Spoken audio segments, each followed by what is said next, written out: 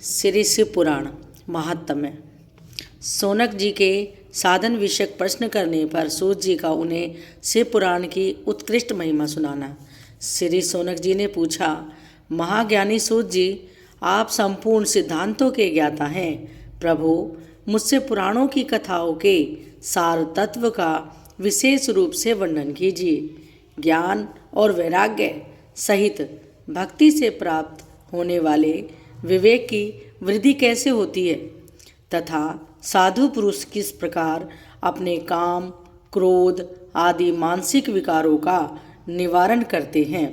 इस घोर कलिकाल में प्राय आसुर स्वभाव के हो गए हैं।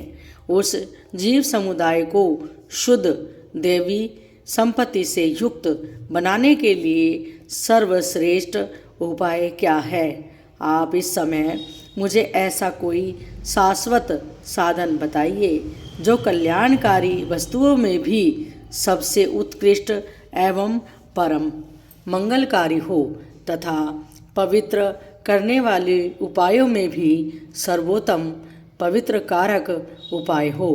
तात वह साधन ऐसा हो जिसके अनुष्ठान से शीघ्र ही अंतःकरण की विशेष शुद्धि हो जाए तथा उससे निर्मल चित्त वाले पुरुष को सदा के लिए शिव की प्राप्ति हो जाए।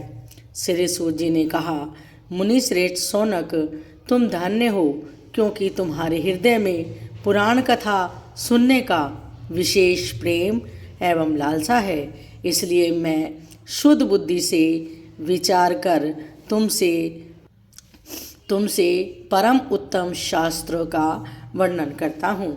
वत्स, वह संपूर्ण शास्त्रों के सिद्धांत से संपन्न भक्ति आदि को बढ़ाने वाला तथा भगवान शिव को संतुष्ट करने वाला है।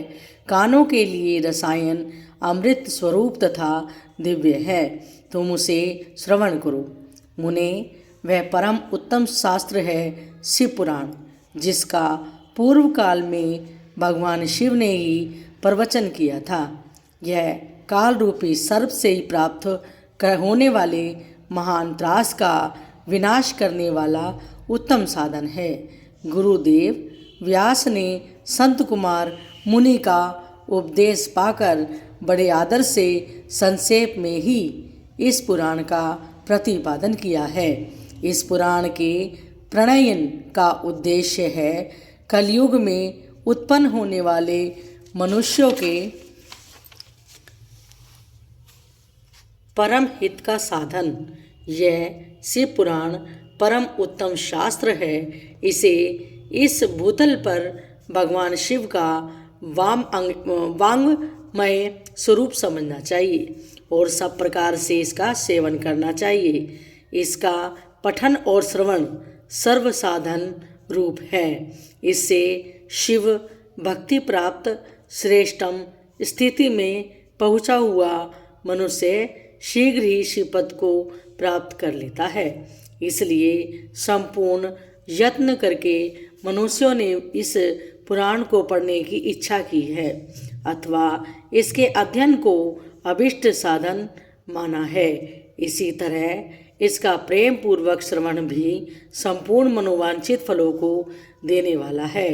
भगवान शिव के इस पुराण को सुनने से मनुष्य सब पापों से मुक्त हो जाता है और इस जीवन में बड़े बड़े उत्कृष्ट भोगों का उपभोग करके अंत में शिवलोक को प्राप्त कर लेता है। यह शिव पुराण नामक ग्रंथ 24,000 श्लोकों से युक्त है। इसकी 7 संहिताएं हैं। मनुष्य को चाहिए कि वह भक्ति, ज्ञान और वैराग्य से संपन्न हो बड़े आदर से इसका श्रवण करे। 7 संहिताओं से युक्त यह दिव्य शिव पुराण पर ब्रह्मा परमात्मा के समान विराजमान है और सबसे उत्कृष्ट गति प्रदान करने वाला है। जो निरंतर अनुसंधान पूर्वक इस शिव पुराण को वाँचता है अथवा नित्य प्रेम पूर्वक इसका पाठ मात्र करता है, वह पुण्यात्मा है, इसमें संशय नहीं है।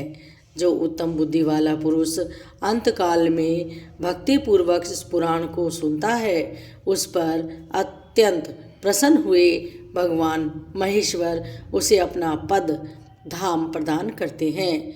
जो प्रतिदिन आदरपूर्वक इस शिव पुराण का पूजन करता है, वह इस संसार में संपूर्ण भोगों को भोग कर अंत में भगवान शिव के पद को प्राप्त कर लेता है। जो प्रतिदिन आलस्य रहित हो रेशमी वस्त्र आदि के वेष्टन से इस शिव पुराण का सत्कार करता है, वह सदा सुखी होता है। यह शिव पुराण निर्मल तथा भगवान शिव का सर्वस्व है। जो इहलोक और परलोक में भी सुख चाहता हो, उसे आदर के साथ प्रयत्नपूर्वक इसका सेवन करना चाहिए।